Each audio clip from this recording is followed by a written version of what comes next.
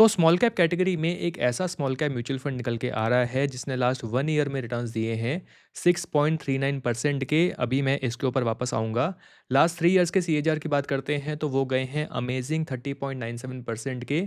और last 5 years का CAGR इसका गया है 26.14% का। अगर इस फंड के लास्ट 1 ईयर के रिटर्न्स जो कि हैं 6.39% के, अगर ये आपको कम लग रहे हैं तो ये आपकी गलतफहमी होगी, क्योंकि अगर मैं स्मॉल कैप इंडेक्स यानी कि निफ्टी स्मॉल कैप 250 इंडेक्स की बात करता हूँ तो 2025 से लेके अभी तक, आज की डेट है 15 जनवरी 2026, आज की डेट तक भी स्मॉल कैप हमें -9% पे देखने को मिल रहा है। इस फंड ने तो फिर भी पॉजिटिव में रिटर्न्स दिए हैं, वो भी 6.39% के। इसी बात पे अगर मैं most popular small cap fund यानी कि Nippon India small cap fund की बात करता हूँ तो इसने लास्ट 1 ईयर में रिटर्न्स दिए हैं 0.20% के। लास्ट 3 ईयर्स का सीएजीआर इसका गया है 21.19% का और लास्ट 5 ईयर्स का सीएजीआर इसका गया है 26.45% का। यानी कि 5 ईयर्स के सीएजीआर को देखा जाए तो Nippon India small cap fund भी इस म्यूचुअल फंड से एक बहुत ही छोटे मार्जिन से आगे है। तो ये जो म्यूचुअल फंड है जिसकी आज हम बात करेंगे, ये परफॉर्मेंस वाइज बहुत अच्छा जा रहा है। इसका एयूएम भी काफी तेजी से इंक्रीज कर रहा है और एक्सपेंस रेशियो भी इसका कंपैरेटिवली काफी कम है। तो आइए इस फंड की बाकी की डिटेल्स को देख लेते हैं। मेरा नाम है रंजन और आप देख रहे हैं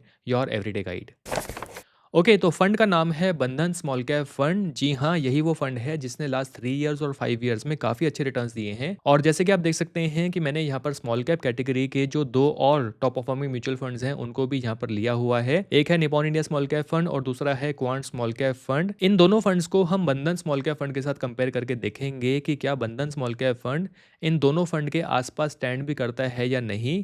क्या आपको बंधन स्मॉल कैप म्यूचुअल फंड को अपने लिए इन्वेस्टमेंट्स करने के लिए सेलेक्ट करना चाहिए या नहीं। तो इन फंड्स को आपस में कंपेयर करने के लिए मैंने यहाँ पर कुछ इंपॉर्टेंट पैरामीटर्स लिए हुए हैं, जैसे कि alpha, beta, standard deviation, Sharpe ratio, Sortino ratio. Expense ratio यहाँ पर एक पैरामीटर है, लेकिन हमेशा की तरह जैसे कि मैं एक्सपेंस रेशियो को एक कंपैरिजन पैरामीटर नहीं मानता हूँ, तो ये आपके रेफरेंस के लिए यहाँ पर है। उसके बाद अगर हम रिटर्न्स के कंपैरिजन की बात करते हैं तो सीएजीआर 3 ईयर्स, 5 ईयर्स और 10 ईयर्स तीनों ही यहाँ पर आपको देखने को मिलेंगे, जिनके अगेंस्ट हम इन फंड्स को कंपेयर करेंगे। और आज का जो ये कंपैरिजन है इसमें जो रिटर्न्स वाले पैरामीटर्स हैं यानी कि रिटर्न्स 1 ईयर से लेके सीएजीआर 10 ईयर्स तक, इनको हम सबसे लास्ट में देखेंगे। क्योंकि देखिए, जो रिटर्न्स होते हैं ये पास्ट का डेटा होते हैं और हमें फ्यूचर के लिए, फ्यूचर रिटर्न्स के लिए किसी अच्छे म्यूचुअल फंड में अपना पैसा इन्वेस्ट करना है तो बेटर होगा कि मैं रिटर्न्स की बाद में बात करूं और जो बाकी इंपॉर्टेंट पैरामीटर्स हैं उनको आप पहले समझ लें। नहीं तो होगा क्या कि आप बस रिटर्न्स को देख देख के नए नए म्यूचुअल फंड्स में अपना पैसा इन्वेस्ट करते रहेंगे। हर साल एक नया म्यूचुअल फंड निकल के आ जाएगा और आपका जो पोर्टफोलियो साइज है वो बढ़ता चला जाएगा। और इतने सारे नए नए म्यूचुअल फंड्स के साथ बदले में मे बी आपको फ्यूचर में कुछ खास रिटर्न्स ना मिल पाएँ।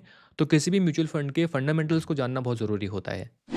अब क्योंकि म्यूचुअल फंड के फंडामेंटल्स की बात हो रही है तो एक और स्मॉल कैप फंड है जिसका एनएफओ अभी चल रहा है टिल 22 जनवरी। इस स्मॉल कैप फंड का नाम है ग्रो स्मॉल कैप फंड, जो कि ग्रो फंड हाउस का है। और आपके नॉलेज के लिए मैं आपको बता दूं कि ग्रो एक लिस्टेड स्टॉक ब्रोकर है ऑन इंडियन स्टॉक एक्सचेंज। तो ग्रो मल्टीकैप फंड के सक्सेस के बाद जो लास्ट 1 ईयर में सभी दूसरे मल्टीकैप म्यूचुअल फंड को पीछे छोड़ के सेकंड रैंक पे रहा है इन टर्म्स ऑफ रिटर्न्स। और मैंने इस चीज को अपनी इस मल्टीकैप वाली वीडियो में कवर भी किया था। अब जो इनका ये फंड आ रहा है which is grow small cap fund, इसके फंड मैनेजर भी सेम ही हैं, मिस्टर अनुपम तिवारी, जिनकी एक स्ट्रॉन्ग हिस्ट्री रही है खास तौर पे स्मॉल कैप फंड मैनेजमेंट में। प्रीवियसली इन्होंने एक्सिस स्मॉल कैप फंड को भी मैनेज किया है और इन्होंने ही एक्सिस स्मॉल कैप फंड को 80 करोड़ के एयूएम से 12,000 करोड़ के एयूएम में ट्रांसफॉर्म किया था बिटवीन 2016 एंड 2023। और यही वो शख्स हैं जिन्होंने एक्सिस मल्टीकैप फंड के लॉन्च के विद इन 3 ईयर्स में उसको 4500 करोड़ के एयूएम में कन्वर्ट किया था। और ये इंपॉर्टेंट है आपके लिए जानना कि अगर कोई न्यू फंड मार्केट में आ रहा है तो उस फंड को मैनेज कौन कर रहा है, उनके कौन से दूसरे फंड्स हैं जो ऑलरेडी मार्केट में हैं और सक्सेसफुली रन भी कर रहे हैं। तो इनकी पास्ट फंड मैनेजमेंट हिस्ट्री काफी इंप्रेसिव रही है। बाकी अगर हम फर्दर फंड की बात करते हैं तो ग्रो म्यूचुअल फंड के अगर मैं ऑफिशियल प्रेस रिलीज की बात करता हूं तो उसके हिसाब से ये एक ट्रू टू लेबल फंड है। यानी कि इस फंड का लार्ज कैप एलोकेशन 0 है और स्मॉल कैप एलोकेशन मिनिमम 65% का है। मतलब ये फंड टोटली स्मॉल कैप और मिड कैप एलोकेशन रखता है। एज पर official press release Groww mutual fund का जो फ्रेमवर्क है जिसका नाम है QGARP, यानी कि quality growth at reasonable price, इस फ्रेमवर्क को इस स्मॉल कैप फंड में इंप्लीमेंट किया जा रहा है to select high quality scalable small cap companies. Groww mutual fund की अपनी वर्डिंग्स में अगर मैं QGARP फ्रेमवर्क, इसकी फंक्शनिंग की बात करता हूँ, QGARP first helps us identify high quality high growth companies. This is followed by investment decision using valuation and growth potential. With the final step being position sizing based on expected risk reward of the investment opportunity. Small cap की अगर हम current valuation की बात करते हैं तो ये ना तो बहुत हाई है और ना ही बहुत अंडर वैल्यूड है। अगर हम प्राइस टू अर्निंग रेशियो यानी कि पीई की बात करते हैं तो ये अभी चल रहा है 29.25 का, जो कि एक साल पहले था लगभग 33.41 का, और 5 ईयर्स का मीडियन इसका रहा है 28.93 का, जो हमें ये बता रहा है कि स्मॉल कैप इन्वेस्टमेंट्स में अभी अच्छा रूम है ग्रो करने का। तो इस कैटेगरी में अभी इन्वेस्टमेंट्स की जा सकती हैं फ्यूचर ग्रोथ के लिए। तो इस फंड की बाकी की डिटेल्स आप ग्रो ऐप पे या फिर इनकी ऑफिशियल वेबसाइट पे जाके चेक कर सकते हैं। और हाँ, इन्वेस्टमेंट्स करने से पहले आप अपना प्रॉपर एनालिसिस जरूर करें और स्कीम रिलेटेड सारे डॉक्यूमेंट जरूर पढ़ लें। तो अपना कंपैरिजन हम यहाँ पर स्टार्ट करते हैं और मैं शुरुआत करूंगा अल्फा से। अल्फा हमें ये बताता है कि किसी म्यूचुअल फंड ने अपने बेंचमार्क के कंपैरिजन में रिस्क फ्री रिटर्न्स कितने एक्स्ट्रा दिए हैं। तो अल्फा जिस म्यूचुअल फंड का जितना हाई होगा वो म्यूचुअल फंड हमारे लिए उतना ही अच्छा है, उतने ही एक्स्ट्रा रिस्क फ्री रिटर्न्स वो म्यूचुअल फंड जनरेट कर रहा है। तो जैसे कि आप यहाँ पर देख सकते हैं कि अल्फा जो हाई है वो है बंधन स्मॉल कैप फंड का, विच इज़ 14.64 का। तो मैं इसको यहाँ पर एक ग्रीन मार्किंग दूंगा हाईलाइट करने के लिए। उसके बाद पैरामीटर हमारे पास आता है बीटा का, यानी कि बेंचमार्क के मूवमेंट पर किसी म्यूचुअल फंड के प्राइस रिटर्न्स कितना शिफ्ट होते हैं। तो Nippon India small cap fund का बीटा अगर 0.85 का है तो हमें ये बताता है कि मार्केट अगर 10% मूव करती है तो ये फंड मूव करेगा 8.5%। तो बीटा जिस फंड का जितना लो होगा वो हमारे लिए उतना ही अच्छा है, उतना ही कम मूव करेगा मार्केट के मूवमेंट पर। तो इस केस में जैसे कि हम देख सकते हैं कि Nippon India small cap fund का ही बीटा सबसे लो है, तो मैं इसको यहाँ पर हाईलाइट कर दूंगा। उसके बाद हम बात करते हैं स्टैंडर्ड डिविएशन की, यानी कि किसी म्यूचुअल फंड के जो प्राइस रिटर्न्स हैं वो अपनी मीन पोजीशन से कितना डिविएट करते हैं, ऊपर या फिर नीचे।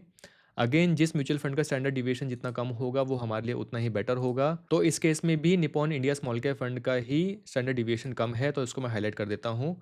उसके बाद हम बात करते हैं शार्पर रेशियो की, यानी कि कोई म्यूचुअल फंड कितने better risk adjusted return generate कर पा रहा है। जितना रिस्क आप उस म्यूचुअल फंड पे इन्वेस्टमेंट्स करके लेते हैं उसके बदले में आपको उतने ही बेटर रिटर्न्स मिल पा रहे हैं या नहीं है। तो शार्प रेशियो जिस म्यूचुअल फंड का जितना हायर होगा वो म्यूचुअल फंड हमारे लिए उतना ही अच्छा होगा। तो बंधन स्मॉल कैप फंड हमें यहाँ पर ज़्यादा हायर शार्प रेशियो पे देखने को मिल रहा है, विच इज़ 0.19। तो मैं इसको भी यहाँ पर हाईलाइट कर दूंगा। उसके बाद आता है सोर्टिनो रेशियो, जो कि शार्प रेशियो के रिवर्स काम करता है, यानी कि डाउनसाइड प्रोटेक्शन हमें बताता है।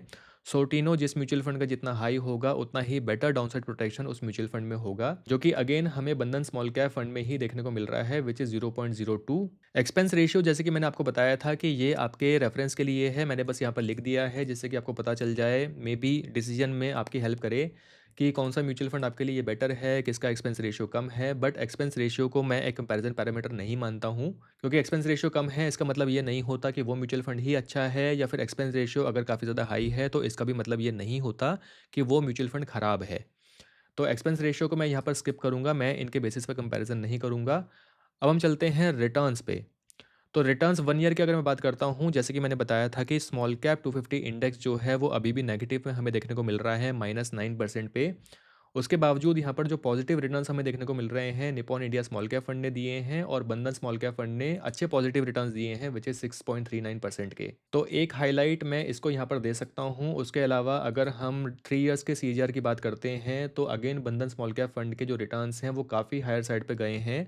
ऑलमोस्ट 10% से इसने Nippon India small cap fund को बीट किया है।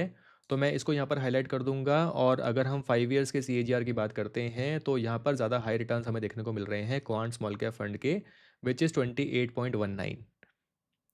तो मैं इस फंड को यहाँ पर हाईलाइट कर दूंगा। सीएजीआर 10 ईयर्स की अगर हम बात करते हैं तो बंधन स्मॉल कैप फंड, क्योंकि 10 साल पुराना फंड अभी तक हुआ ही नहीं है, तो इसके 10 ईयर्स के रिटर्न्स मेरे पास नहीं हैं। तो 10 ईयर्स के बेसिस पे मैं यहाँ पर इन फंड्स को कंपेयर नहीं करूँगा। फिर भी मैंने आपके रेफरेंस के लिए यहाँ पर मेंशन कर दिया है कि निपॉन इंडिया स्मॉल कैप और क्वांट स्मॉल कैप फंड, इन दोनों के बीच में ज़्यादा हायर रिटर्न्स किसके गए हैं। तो फाइनल ग्रीन मार्किंग्स की अगर मैं यहाँ पर बात करता हूँ तो क्लियरली हम यहाँ पर देख सकते हैं कि बंधन स्मॉल कैप फंड इस केस में इस कंपैरिजन का विनर है, जिसको टोटल 5 ग्रीन मार्क्स मिले हैं, जबकि सेकंड नंबर पे आया है निपॉन इंडिया स्मॉल कैप और थर्ड नंबर पे हमें देखने को मिल रहा है क्वांट स्मॉल कैप। एक फाइनल चीज़ जो कि काफ़ी ज़रूरी है कंपेयर करना, वो है रोलिंग रिटर्न्स। तो जैसे कि आप देख सकते हैं मैंने यहाँ पर इक्विटी स्मॉल कैप के अंदर Nippon India small cap, quant small cap और बंधन स्मॉल कैप तीनों को ही मैंने यहाँ पर लिया हुआ है।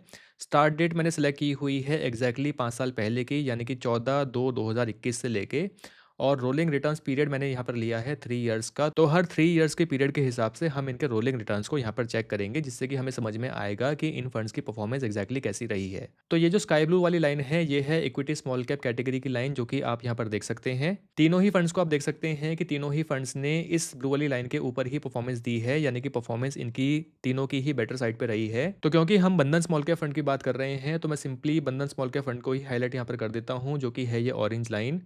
तो जैसे कि आप देख सकते हैं कि यहाँ पर अगर मैं बात करता हूँ इस पॉइंट तक, जो कि है नवंबर 2021 से लेकर नवंबर 2024 तक के बीच का पीरियड, आप यहाँ पर देख सकते हैं कि इससे पहले का जो पीरियड था, यहाँ पर बंधन स्मॉल कैप फंड ने कुछ बहुत अच्छी परफॉर्मेंस नहीं दी थी।